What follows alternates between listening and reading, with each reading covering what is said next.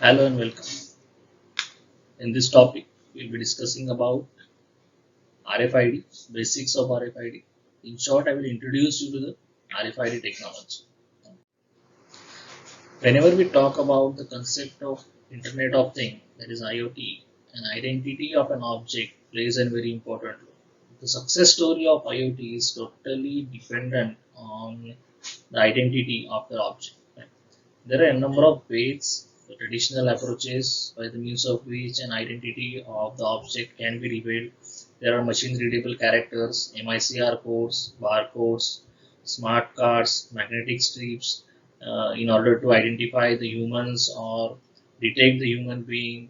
We are using face and retina scans. In recent days, you must have seen the example of QR codes which we are using to scan the UPI address of the receiver. Based on that, we can identify to whom we are supposed to make the payments. So QR code is kind of code which we scan by the means of code scanner through our mobile phone, and we have been able to do the transaction. Right? So this QR code is helping us to identify the receiver, payment receiver. Right? So all of these are basically of contact type or proximity type. When we talk about the contact type, there are smart cards like the ATM cards which we are using for the payments.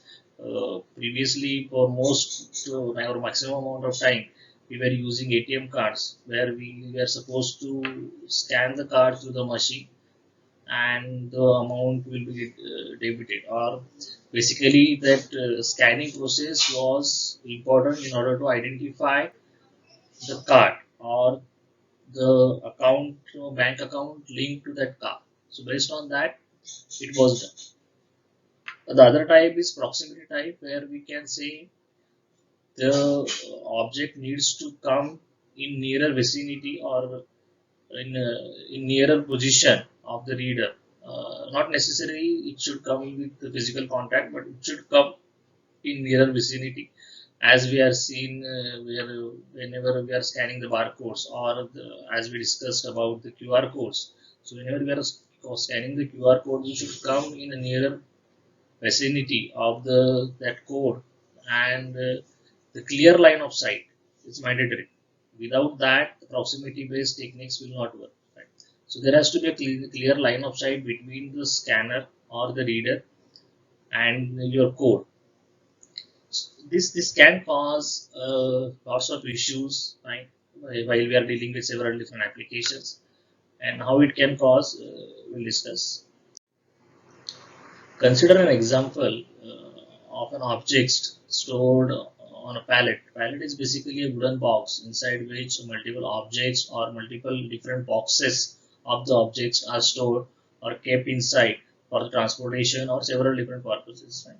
So it is almost impossible to take each box out of that pallet and scan the code, scan the barcode, scan the QR code, whichever code associated with that box, and identify that object. So technically or practically, it is very hectic, or it is not feasible to do so if you want to identify each and every object or each and every box inside that pallet.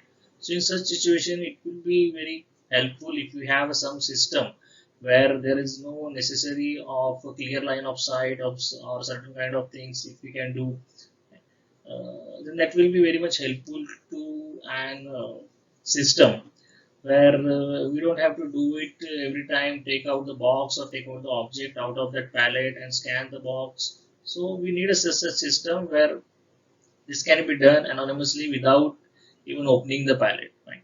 Or consider another example where we are identifying the perishable items, the frozen, consider the frozen items or frozen food which we are using.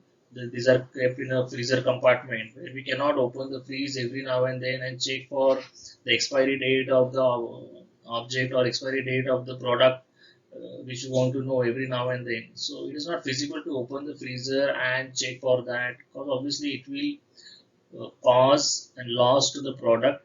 It will also reduce the lifespan of that product because it needs to be kept in a very low temperature.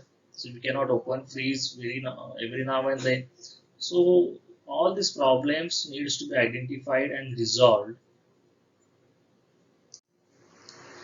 The RFID, that is radio frequency identification system, is very much able to overcome most of these difficulties to certain extent.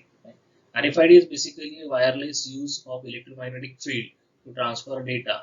That is for the purpose of automatically identifying and tracking the tags associated with those objects. So we can use RFID mechanism to solve the problems we have discussed, which can be very much useful to identifying the objects without any clear line of sight as we need it in the case of barcode or QR. Identification of the object in RFID system is done by the tag. The tag, which is also known as a transponder, which helps to reader to identify the object. This tag usually consists of an integrated circuit and an antenna. That antenna helps the tag to transfer and receive the signal to reader. Right? There are basically two categories into which they are classified. There are passive tags and the active tags. Right? The tags those collect energy from the interrogating radio waves. These are basically acting as a passive tags. Right? What happens is the reader transfers the radio wave or the radio frequency, and that radio frequency strikes on the tag. And based on that, the voltage supply is provided to the circuit or the integrated circuit inside a tag, and it gets activated, and necessary information is being transferred. The another type is the active tag. Active tags have their own local power source, or they can be having the battery associated with them. The battery is used to provide the necessary voltage to the integrated circuit, and tag gets activated. So as they are having their own power source, they can operate at 100 of meters from the reader, cause they don't need any radio frequency or power from the reader. Another important module in this system is a reader. Obviously, we need a reader to read the information from the tag. Right? The reader queries the tag using the radio frequency, as I said, and those radio frequency waves are striked on the tag, and they get back the identity of the tag via the same those radio frequency waves. These are the some pictures of the tags which are being used to attach with the product. Some of them are having the complex integrated circuit, whereas some of them are having very simple circuit. Uh, these are basically stickers having the circuit behind them, and just stick to the product, so it is easier to carry the product as well as it does not increase the weight of the product. And obviously these most of these are the passive tags, so they don't have any battery or power supply. So once the reader strikes the radio frequency wave, the tags get activated and the information is being transferred in such kind of tags. There are certain frequency bands at which this RFID system operates or works. There are four most popular frequency ranges. First one is 125 kilohertz to 134.2 kilohertz. This is basically known as low frequency band. Then there comes 13.56 megahertz. This is basically high frequency band. After that, 860 to 915 megahertz frequency range, which is basically ultra high frequency band. And after that, it comes 2.45 gigahertz to 5.8 gigahertz, which is microwave frequency band. Primary application developed using RFID systems were based on low frequency bands, where the high volume, short range industrial applications were developed, such as car immobilizer devices. These systems were attractive where the data rates are not very high. In later stage, high frequency RFID systems were developed, right, which are capable of handling much higher data rates as compared to the low frequency bands.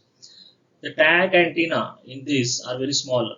The smaller antennas were able to produce the high frequency radio waves. These high frequency systems obviously had a longer read range as well as compared to the lower frequency system. Higher the frequency, larger the range, using that formula. The ultra high frequency RFID system, they had very much longer read range and very high data rate as compared to the low frequency and high frequency system. But there were some drawbacks associated with that, such as in presence of metallic objects or water or human body. This ultra high frequency tags will not work. So in such situation, uses of low frequency band was very much feasible. So based on the situation and the scenario, which kind of tag should be used has been decided. So this is all about the basics of the RFID system. what is the necessity of it, what is the requirement of it, and at which frequency they work. This is all we have discussed. In upcoming session, we will discuss about a live example based on which our RFID system is working on today's date.